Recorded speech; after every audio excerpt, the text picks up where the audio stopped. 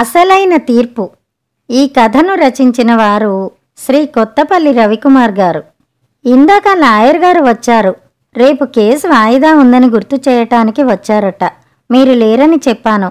వీలుంటే వచ్చాక ఒక్కసారి ఫోన్ చేయమని చెప్పారు అని చెప్పింది రాజేశ్వరి అప్పుడే వచ్చిన సుందర్రావుతో. వెంటనే సుందర్రావు లాయర్కి ఫోన్ చేసి వివరాలు కనుక్కున్నాడు. ఏమన్నారండి లాయర్ గారు అని అడిగింది రాజేశ్వరి. ఏముంది, నీకు చెప్పిందే మళ్ళీ నాకు చెప్పాడు. మనిద్దరినీ 10 గంటలకల్లా కోర్టుకు రమ్మన్నాడు. పిల్లలకు పంచిన లెక్కలన్నీ ఒక్కటి కూడా మర్చిపోకుండా రాసుకు రమ్మన్నాడు.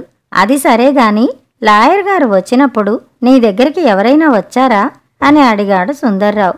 ఎవరూ రాలేదు గాని లాయర్ గారు వెళ్ళిపోతుండగా కృష్ణమూర్తి గారు వచ్చారు. ఎవరు ఏంటి అని ఆరా తీస్తే కేసు విషయం చెప్పాను అని చెప్పింది రాజేశ్వరి.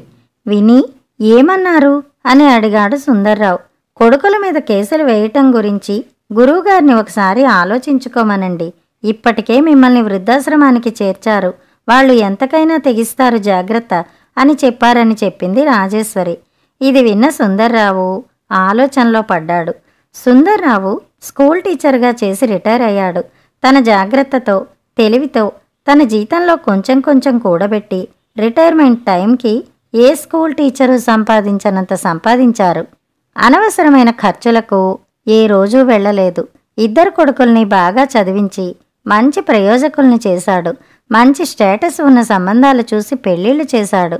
ఎప్పుడో పోయిన తర్వాత తన ఆస్తి కొడుకులకి అందటం కన్నా ఇప్పుడే అవసరమైనప్పుడే ఆస్తి పంచి ఇవ్వటం మంచిదని ఆలోచించి ఆస్తి మొత్తం కొడుకులకి పంచేశాడు.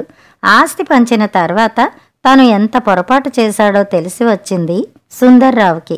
ఆస్తి పంపకాలైన తర్వాత కొడుకుల అసలు రంగు బయటపడింది. తల్లిదండ్రులను తమ వద్ద ఉంచుకోవటానికి కొడుకులు వంతులు వేసుకోవటం సుందర్రావుకి రుచించలేదు. అందుకే అవస్థలు పడుతూ కొడుకుల దగ్గర ఉండే కన్నా వచ్చే పెన్షన్తో ఏదో ఒక వృద్ధాశ్రమంలో ఉందామని రాజేశ్వరికి నచ్చచెప్పి, ఇదిగో కృష్ణమూర్తి నడిపే వృద్ధాశ్రమంలో ఉంటున్నారు.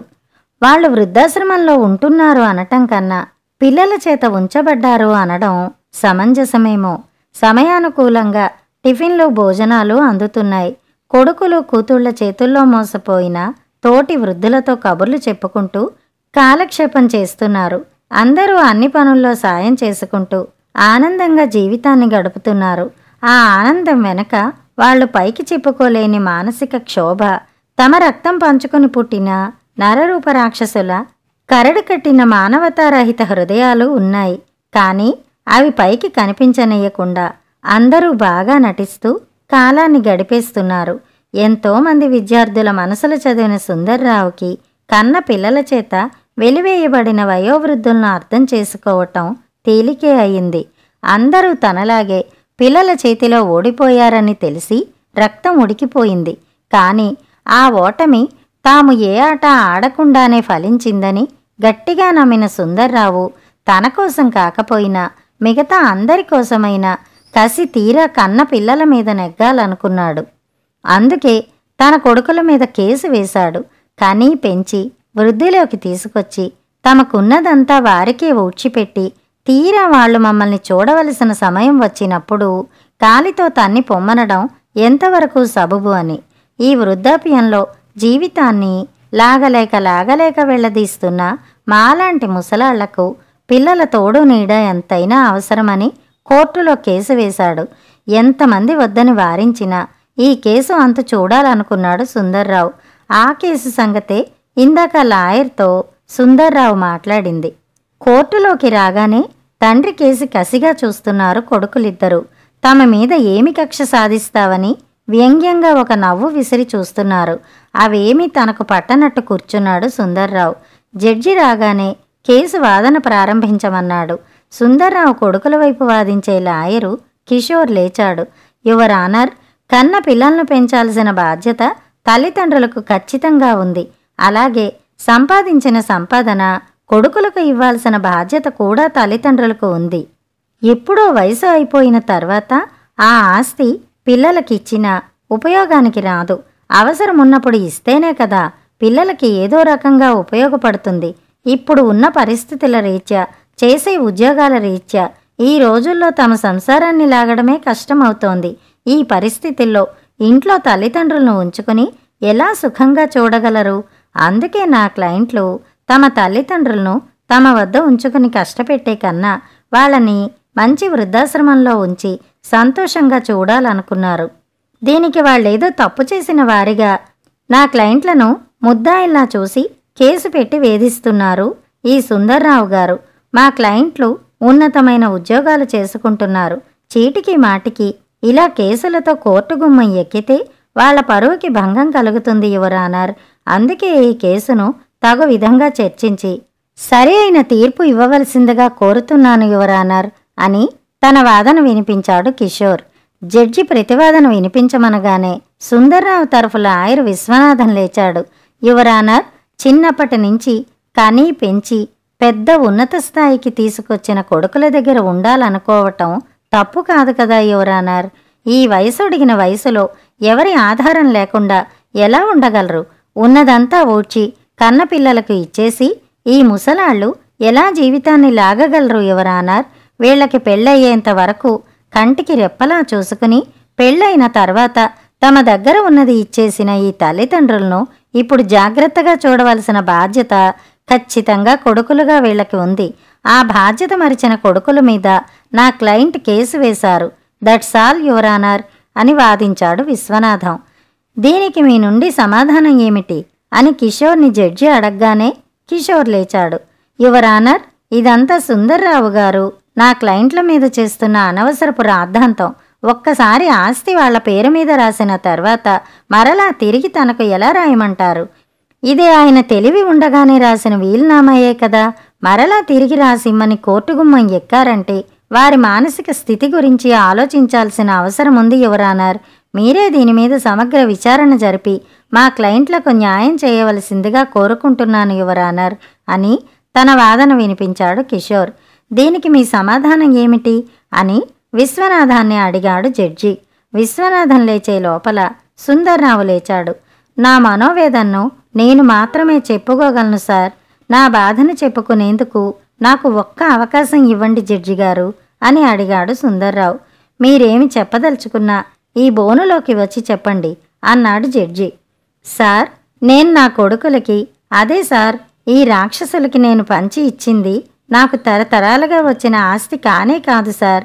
నేను ఒక్కొక్క పైసా కూడబెట్టిన ఆస్తి. ఇది నా ఒక్కడి రెక్కల కష్టార్జితం సార్. నా చెమట కంపుతో పోగుపడిన పచ్చ కాగితాల సంపద సార్. ఇందాక సదరు లాయర్ గారు నేను తెలివి ఉండగానే రాసిన వీలునామా అని అన్నారు. అవును సార్, నాకు తెలివి ఉండే ఈ మూర్ఖులకు నా ఆస్తినంతా రాసిచ్చాను సార్. కానీ నేను ఎంత తప్పు చేశానో ఆ తర్వాత తెలిసొచ్చింది. ఇప్పుడు అదే తెలివితో నా ఆస్తి నాకు కావాలని కేసు పెట్టాను సార్. కాలు చెయ్యి మూలపడిన తర్వాత ప్రతి మనిషి చంటిపిల్లాడే అవుతాడు సార్. వీళ్ళు చిన్నప్పుడు నడిస్తే ఎక్కడ కందిపోతారో అని మేము కంటికి రెప్పలా చూడలేదా? ఇప్పుడు మమ్మల్ని చూడవలసిన టైం వచ్చినప్పుడు వీళ్ళెందుకు చూడరు? మమ్మల్ని చూడాల్సిన సమయంలో సంపాదన, పని ఒత్తిడి, చాలని జీతాలని వంకలు చెప్పి వంతులుగా మమ్మల్ని అంగట్లో సరుకులా పంచుకుంటున్నారే. వీళ్లను పెంచి పెద్ద చేసి ఇంతటి ప్రయోజకుల్ని చేయటానికి మేము ఎన్ని పూటల పస్తులున్నాం సార్. ఇప్పుడు మమ్మల్ని చూడవలసిన టైం వచ్చినప్పుడు వీళ్ళెందుకు చూడరు? మమ్మల్ని చూడాల్సిన సమయంలో సంపాదన, పని ఒత్తిడి, చాలని జీతాలని వంకలు చెప్పి వంతులుగా మమ్మల్ని అంగట్లో సరుకులా పంచుకుంటున్నారే. వీళ్లను పెంచి పెద్ద చేసి ఇంతటి ప్రయోజకుల్ని చేయటానికి మేమెన్ని పూటల పస్తులున్నాం సార్. వీళ్ళిప్పుడు మమ్మల్ని భారమని అనాథల్లా వృద్ధాశ్రమంలో వదిలేశారే. అప్పుడు మేము కూడా పెంచలేక వీళ్ళని అనాథ శిశువుల్లా ఏ పెంట కుప్పల మీదో వదిలేసుంటే వీళ్ల పరిస్థితి ఏమై ఉండేది సార్? ఇది నా ఒక్కడి ఆవేదన కాదు సార్. నాలాగా కన్నపిల్లల చేతిలో ఘోరాతి ఘోరంగా ఓడిపోయిన ప్రతి తల్లి తండ్రి ఆవేదన సార్. తమను తాము స్వచ్ఛందంగా కన్నబిడ్డల దగ్గర తాకట్టు పెట్టుకుని జీవన్మృతుల్లా కాలాన్ని వెళ్లదీస్తున్న అభాగ్యుల ఆత్మఘోష సార్. వీళ్ళు కన్నవాళ్ల నుండి వచ్చిన ఆస్తికి వారసులమని అంటారు కదా సార్. మరి కనీ పెంచి అభివృద్ధిలోకి తీసుకొచ్చిన తల్లిదండ్రుల అవసాన దశలో వారి పూర్తి బాధ్యత కూడా కన్నబిడ్డలదే కదా సార్.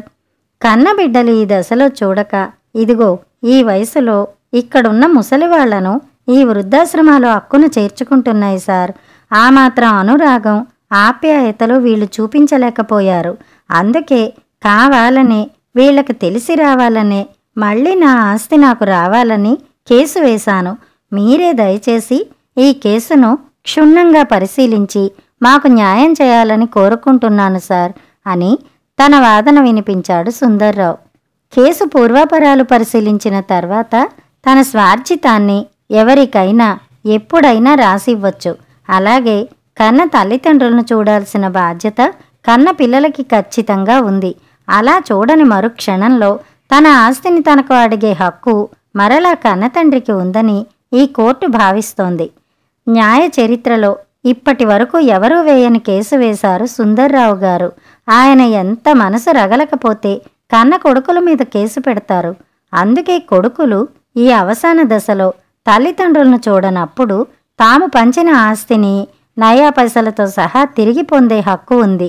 తక్షణమే సుందర్రావు దంపతులకి వారు పంచిన ఆస్తిని తిరిగి ఇవ్వమని వారి కొడుకులకు ఈ కోర్టు ద్వారా ఆర్డర్ వేస్తున్నాను అని సంచలన తీర్పును చెప్పాడు జడ్జి. వృద్ధాశ్రమం నుండి వచ్చిన వృద్ధుల కరతాళ ధ్వనులతో కోర్టు మార్మోగిపోయింది. తాము చేసిన తప్పేమిటో తెలుసుకుని తలదించుకున్నారు కొడుకులిద్దరూ. తన కొడుకుల మీద కేసు నెగ్గినందుకు ఇది కోర్టు అని కూడా మర్చిపోయి గట్టిగా నవ్వాడు సుందర్రావు. ఆ నవ్వుకి అందరూ సుందర్రావుని ఆశ్చర్యంగా చూస్తుండిపోయారు. ఇది నేను కేవలం నా కొడుకుల మీద నెగ్గిన కేసు కాదు సార్. పచ్చ కాగితాలకు ఇచ్చిన విలువ పచ్చని జీవితాలకు ఇవ్వని కసాయి కొడుకుల మీద నెగ్గిన కేసు. కూడా తీసుకెళ్లలేని పైసల కోసం కన్న తల్లిదండ్రుల ఊసు కూడా ఎత్తని బిడ్డల మీద యుద్ధం లేకుండా నెగ్గిన కేసు. ఈ కేసు కళ్ళు మూసుకుని పోయి కన్న తల్లిదండ్రులను రోడ్డు మీద వదిలేసే అవకాశవాదుల కళ్ళు తెరిపించాలి. ఆకలేస్తే కన్నవాళ్లకి పట్టెడన్నం పెట్టని నరరూప రాక్షసులకి కనువిప్పు కావాలి. ఈ కేసులో నెగ్గి ఆ ఆస్తితో భోగభాగ్యాలు అనుభవిద్దామని ఈ కేసు వేయలేదు సార్. మీ చేతులతోనే ఆ ఆస్తి మొత్తం వృద్ధాశ్రమానికి చెందేటట్టు రాయండి. నాలాంటి వాళ్ళు ఇచ్చే ఇలాంటి సంపదతో వృద్ధాశ్రమాలు ఎదిగి ఎంతోమంది అనాథ వృద్ధులకు నీడనివ్వాలని కోరుకుంటున్నాను. నా ఈ కోరికను కాదనకుండా తక్షణమే తీర్చండి సార్ అని వినయంగా జడ్జిని కోరాడు సుందర్రావు.